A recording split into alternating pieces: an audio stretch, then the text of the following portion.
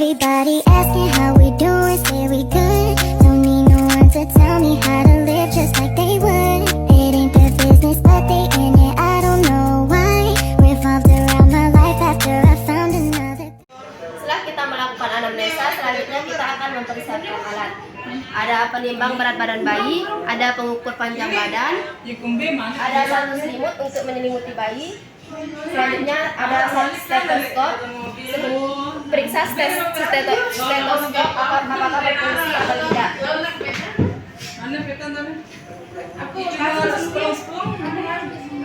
Selanjutnya ada metelin, ada jam tangan, ada kom berisi kapas, ada termometer, bengkok, dan handscoon. Setelah kita mempersiapkan alat, selanjutnya kita mempersiapkan diri dari mencuci tangan dengan 6 langkah. Selanjutnya kita mempersiapkan diri dari mencuci tangan, lepas semua perhiasan, kemudian dengan baju diangkat sampai siku. Kemudian mencuci tangan dengan 6 langkah.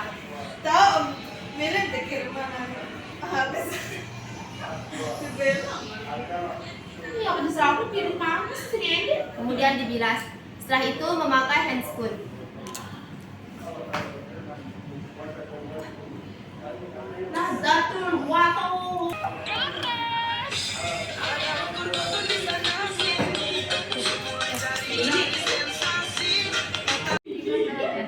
Selanjutnya kita periksa keadaan umum bayi dari ukuran keseluruhannya apakah proporsional apa tidak, kemudian kepala, badan, dan ekstremitasnya apakah ada kelainan atau tidak, kemudian warna kulitnya apakah warna kulit dan warna bibirnya apakah warna merah muda atau kebiruan, kemudian tonus ototnya bergerak aktif atau tidak, kemudian tangis bayi apakah merintih, melengking atau normal.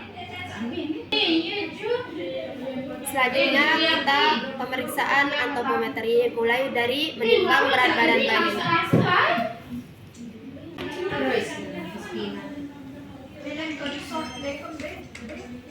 Setelah menimbang berat badan bayi, selanjutnya kita mengukur panjang badan bayi.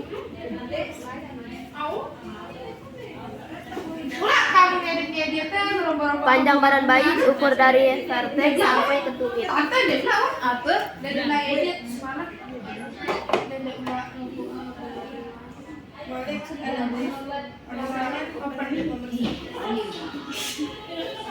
Kemudian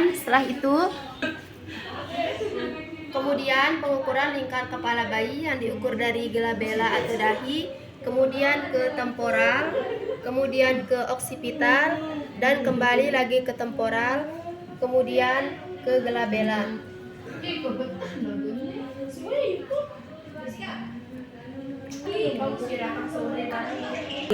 Kemudian pengukuran lingkar dada bayi diukur dari melewati kedua puting susu sampai ke skapula.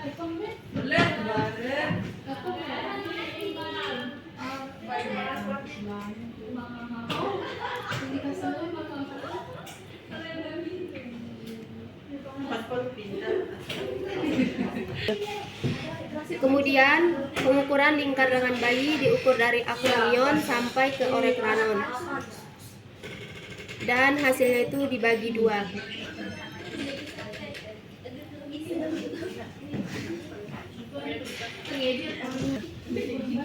Kemudian kita periksa tanda-tanda vital bayi. Pengukuran tanda-tanda vital, kita mulai dari pemeriksaan suhu tubuh menggunakan termometer. Kita selipkan termometer di ketiak bayi.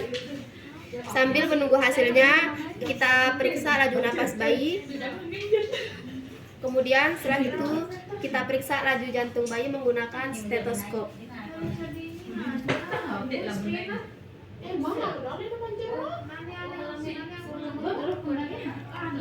Kemudian pemeriksaan kepala dan wajah. Kita periksa ubun-ubun bayi atau fontanella, apakah ubun-ubunnya datar atau normal, sangat cekung atau cembung. Kemudian sutura atau molasenya. Kemudian apakah ada penonjolan pada daerah yang mencekung. Kemudian apakah ada kelainan kongenital seperti anencephalus, makrocephalus, dan mikrocephalus. Kemudian kita lihat kesimetrisan wajahnya, apakah paralisis fasialis, kemudian apakah ada kelainan bentuk wajah seperti khas pada Down syndrome. Kemudian pemeriksaan mata. Bila mata bayi kotor, maka bersihkan dengan kapas. Mulai dari luar ke dalam. Setelah itu, goyangkan kepala bayi. Jika mata bayi terbuka, maka bayi tersebut normal. Setelah itu, buka mata bayi, lihat apakah ada tanda-tanda infeksi atau pus. Kemudian, periksa kesimetrisan mata, apakah ada strabismus dan katarak. Kemudian, periksa trauma edema palpebra, perdarahan konjungtiva, dan warna sklera atau adanya kebutaan. Kemudian pemeriksaan telinga. Kita lihat hubungan antara mata dengan telinga. Setelah itu, keadaan tulang rawan telinga. Kita periksa apakah ada cairan atau sekret pada telinga. Kemudian pemeriksaan hidung. Kita lihat bentuk dan lubang hidungnya. Kemudian pernapasan cuping hidung.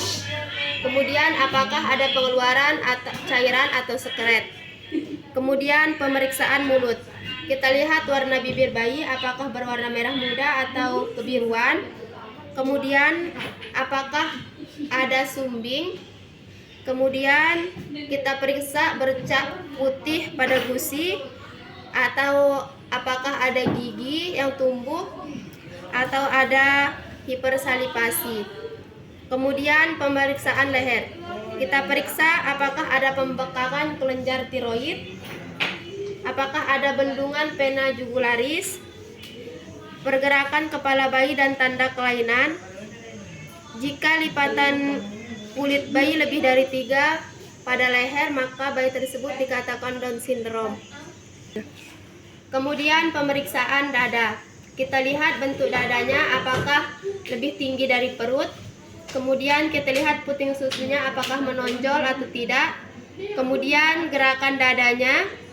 Kemudian bunyi napas bayi apakah bersih. Kemudian bunyi jantungnya apakah normal atau tidak. Kemudian pemeriksaan ekstremitas atas seperti bahu, lengan, dan tangan. Kita lihat kesimetrisan panjang tangannya antara tangan kanan dan tangan kiri. Kemudian pergerakan lengannya. Kemudian jumlah jarinya apakah lengkap atau sindaktili atau polidaktili. Kemudian pemeriksaan perut. Kita periksa bentuk perutnya apakah melingkar atau bulat. Kemudian keadaan tali pusatnya, perdarahan tali pusat, dan jumlah pembuluh darahnya. Kemudian apakah ada tonjolan atau pembengkakan. Kemudian pemeriksaan kelamin. Jika kelamin laki-laki, kita periksa apakah testisnya berada di dalam skrotum. Selanjutnya apakah penisnya berlubang. Kemudian apakah ada kelainan seperti hipospadia, phimosis. Jika kelamin perempuan, kita periksa apakah vaginanya berlubang, uretranya berlubang, apakah labia mayor menutupi labia minor, apakah ada pengeluaran cairan atau sekret. Kemudian pemeriksaan punggung dan anus. Kita lihat keadaan tulang belakang punggung, apakah ada massa atau tonjolan. Kemudian apakah anusnya berlubang. Kemudian setelah itu pemeriksaan ekstremitas bawah. Kita lihat kesimetrisan panjang tungkai antara kaki kanan dan kaki kiri. Kemudian pergerakan tungkai. Kemudian jumlah jarinya. Kemudian tes Barlos dan ortolani. Kemudian pemeriksaan kulit. Kita lihat warna kulitnya apakah berwarna merah muda atau kebiruan. Kemudian vernix. Kemudian apakah ada pembekakan dan tanda lahir. Selanjutnya kita tes refleks bayi. Yang pertama refleks Moro atau refleks kejut dengan cara menepuk apakah bayi kaget, ataupun dengan cara pura-pura menjatuhkan bayi. Kemudian yang kedua refleks rooting, yaitu refleks mencari puting susu dengan cara menyentuh di pinggir mulut bayi. Kemudian yang ketiga, refleks shaking dan swallowing dengan cara menghisap dan menelan pada saat bayi menyusui. Kemudian yang keempat, refleks genggam atau palmar grabs dengan cara salah satu jari kita diletakkan di telapak tangan bayi, apakah bayinya menggenggam atau tidak. Kemudian yang kelima, refleks tonic neck dengan cara memutar kepala bayi, apakah bagian ekstremitasnya fleksi pada posisi yang berlawanan bila kepala diputar dengan cepat ke satu sisi. Kemudian yang keenam, refleks galans, yaitu dengan cara punggung bayi distimulasi. Punggung bayi sepanjang tulang belakang, apakah bayi menggeliat atau tidak. Kemudian refleks melangkah atau walking skipping, yaitu dengan cara gerakan kaki berjalan. Kaki akan bergantian fleksi dan ekstensi bila telapak kaki bayi disentuhkan pada permukaan yang datar. Kemudian yang terakhir, refleks Babinski dengan cara jari kita digoreskan di telapak kaki bayi, apakah jari-jari kaki bayi akan mengembang atau tidak. Setelah itu kita rapikan bayi, kita hangatkan.